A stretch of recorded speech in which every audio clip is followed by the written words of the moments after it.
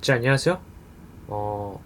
제가 최근에 가장 사용을 많이 하고 있는 스레드에서 노이즈가 너무 많다고 판단을 해서 좀 정리를 하려고 영상을 찍게 됐습니다. 저는 지금 시점에 가장 중요한 거는 유동성이라고 생각합니다. 그리고 지금 이 문제들이, 그러니까 좀 비합리적인 이 조정이 온 상황에서 유동성과 관련된 문제들이 좀 생겼고, 그리고 생기고 있고 앞으로도 계속 문제가 될 거기 때문에 이제 정리를 하게 됐습니다. 일단은 저희가 이제 알게 모르게 유동성이 점점 메말라 가기 시작을 했어요. 뭐 여러 가지 이유들도 있죠. 외부적인 그런 뭐 지정학적 이슈도 좀 있었고요. 어쨌든 연초에는 뭐 국내 증시도 그렇고, 물론 시점은 다르지만 나스닥도 좀 유동성이 조금 원활하게 들어온 시기가 있었습니다. 하지만 지금 상황은 좀 많이 메말라 있다. 증시 대기 자금이 있다고 하더라도 심지어는 그게 투심이 위축이 돼서 그 증시 대기 자금은 사실 없는 거나 마찬가지인 그런 상황이라고 보시면 될 것 같습니다. 일단은 미국 시간 기준으로 이제 5월 달에 뱅크 오브 아메리카에서도 한번 얘기를 했어요.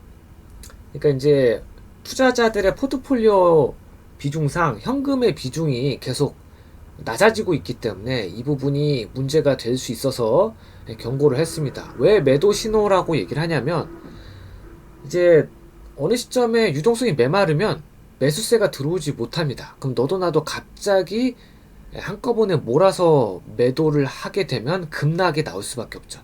뭐 그런 문제들이 있기 때문에 경고가 있었고, 이후에 뭐 6월달, 7월달 거치면서 지금 조정이 심하게 왔죠. 자, 그러면 현재 상황을 해결할 유동성은 어디서 공급이 되어야 되냐? 라고 하면은 이제 MMF입니다. 이제 머니 마켓 펀드라고 해서 일종의 이제 자유롭게 입출금이 가능한 그런 현금성 자산에 가까워요. 그래서 이 돈이 증시로 들어온다라고 하면은 굉장히 큰 유동성이 되는 거죠.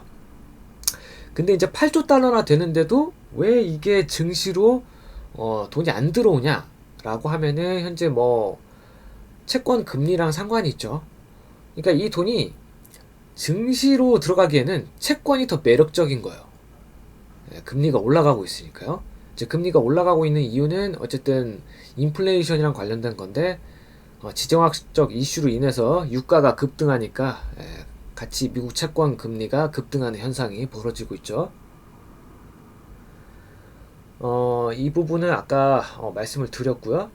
그래서 현재 상황을 또 이제 옛날부터 있던 경제 용어처럼 사용되는 게 있는데, 웩더 독이죠.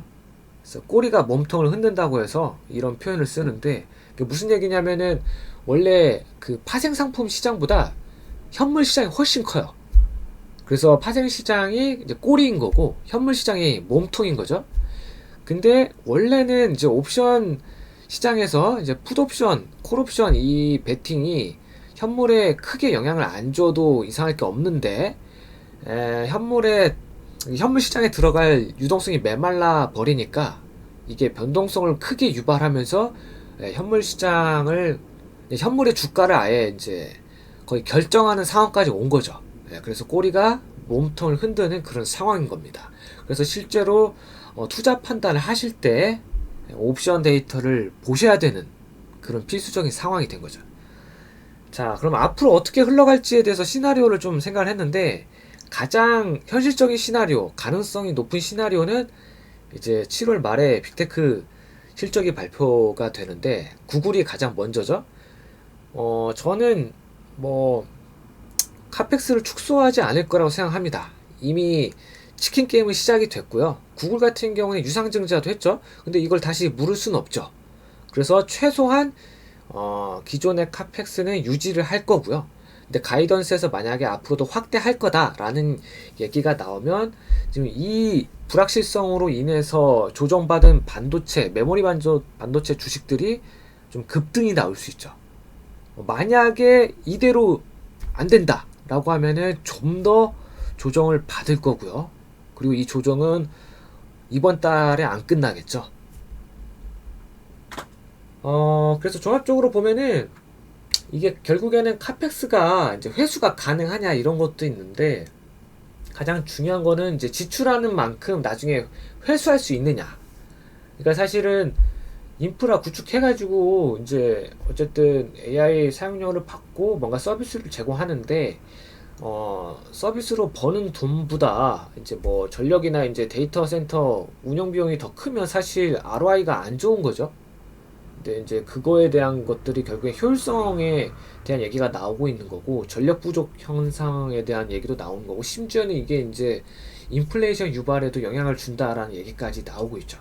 그래서 약간의 뭐 악재가 될 수 있는 요인만 있어도 지금 시장을 흔드는 그런 상황이라고 보고요. 하지만 본질적인 부분은 어쨌든 이 자본을 투자한 만큼 회수할 수 있느냐인 겁니다. 자, 그러면 이제 한번 점검을 하면은 이제 여러 가지 큐에 질문들을 좀 준비를 했어요. 다 시나리오로 정리하기에는 시간이 오래 걸리니까. 첫 번째는 이제 카펙스를 축소하면 어떻게 되냐라고 하면, 아까 얘기한 것처럼 조정을 더 받을 겁니다. 언제까지 받냐? 그건 알 수 없지만 최소 8월까지는 받을 가능성이 있다라고 봐요. 9월에는 어떻게 될지 모르겠는데, 이제 상황이 어떻게 흘러가냐에 따라서 아주 희박하지만 뭐 9월에 금리 인하가 나올 수도 있겠죠. 근데 거의 0%에 수렴하고 있고요. 근데 9월에 금리 동결만 되더라도 어쨌든 조금 증시로 돈이 다시 들어올 수 있다라고 보고 있습니다. 자, 그러면은 두 번째 질문은 아까 첫 번째 거랑 연결이 돼서 언제까지 조정받을 수 있을지에 대한 얘기였고, 그러면 연준에서 금리를 인상할 가능성이 있는가? 당연히 있죠. 오히려 이번 달에 인상을 해도 이상할 게 없습니다. 그치만 인상할 수가 없죠. 여러 가지 딜레마에 빠질 수밖에 없어요. 여기서 인상하면은 치킨 게임에 브레이크를 거는 겁니다. 이거는 빅테크들끼리의 경쟁에 브레이크를 거는 것뿐만 아니라 이제 AI 패권 전쟁, 이제 중국이랑 미국 간의 패권 전쟁에도 브레이크를 거는 게 됩니다. 그리고 극단적으로 이제 고용이 위축될 수도 있고요. 여러 가지로 문제가 될 수 있는데, 그리고 금리를 인상한다고 해서 지금 인플레이션이 해결이 되냐? 그런 상황이 아니죠. 오히려 인플레이션은 뭐 전직 상황이 어떻게 될지 모르겠지만 지정학적 이슈가 가장 큰 원인이기 때문에. 자, 그러면은 코스피가 올해 안에 8,000선을 회복할 수 있는가? 이거는 뭐 확답은 못하지만 저는 굳이 얘기하자면은 가능하다고 보고 있어요. 근데 앞에서 얘기한 그런 조건들이 충족이 되어야 될 거고요. 어, 일단은 하락 추세가 끝나야 되는데, 그게 어떻게 끝나냐? 7,400에서 500, 그러니까 7,000 중반에서 안착을 하는 모습이 나와야 하락 추세가 끝났다라고 좀 안심할 수 있을 것 같아요. 그래서 지금 상황에서는 아직은 언제쯤에 8,000선이 회복할지 모르지만 전망은 나쁘진 않습니다. 자, 그거는 뒤에 가서 또 얘기를 할게요. 그럼 증시의 유동성이 증가하려면 당연히 아까 얘기한 대로 미국 국채 금리가 일단 채권 금리가 내려가야 돼요. 금리 연준에서 금리 인하를 안 하더라도. 그래서 MMF 자금이 증시로 좀 흘러가야 된다. 연내에 금리 인할 가능성이 있다라고 생각하지만 매우 낮다. 자, 그 다음에 앞으로의 전망. 제가 이제 토스 증권에다가도 이제 커뮤니티 이용해서 올리고 있는데요. 보시면은 뭐 현재 조정에 대해서 이제 이유를 좀 썼습니다. 뭐 쉽게 얘기하면 웩더 독이랑 이제 지정학적 이슈로 인한 거죠. 그래서 유동성이랑 다 관련된 얘기고요. 유동성이 메말라 있어서 옵션 시장이 이제 현물 시장에 영향을 주고 있는 그런 상황이다. 변동성이 커지고요. 자, 이 상황이면 사실 제가 거대 자금이면은 어떻게 하겠어요? 이 상황을 적극적으로 이용해서 쇼 쳤다가 롱 쳤다가 아주 난리 부르스죠. 돈 벌기 쉽다 이거죠. 물론 약간 음모론입니다. 자, 두 번째 전망은 뭐 당장 내일이죠. 월요일날 어떻게 될 거냐라고 하면은, 제가 세력이라면은 아까 얘기한 거랑 마찬가지로 그냥 밀어버릴 것 같아요. 그래서 앞으로 남아있는 신용장고나 레버리지를 더 털어버리고요.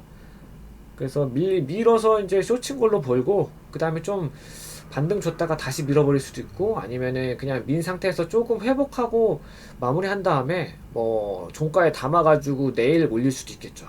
어찌됐거나 구조적으로 거대 자금들이 좀 증시를 쥐락펴락할 수 있는 그런 전망인 거죠. 뭐 뻔한 겁니다. 그렇게 체감이 되실 거고요. 그리고 세 번째는 그러면은 도대체 언제 저점에 도달해서 반등할 거냐라는데 이제 SOXX를 기준으로 좀 정리를 했습니다. 지금 차트는 쏙3인데 SOXX도 좀 확인을 했고요. 뭐 이제 여러 가지 순서로 정리를 했습니다.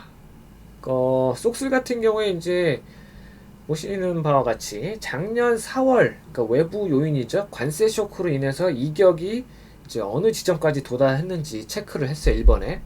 그리고 지금 그 지점까지는 도달하지 않았지만 이번에 이제 도달한다라고 하면 주가는 그러면은 어디까지 도달할 거냐? 그럼 쏙슬은 아마 100달러가 깨질 거다라는 생각이죠.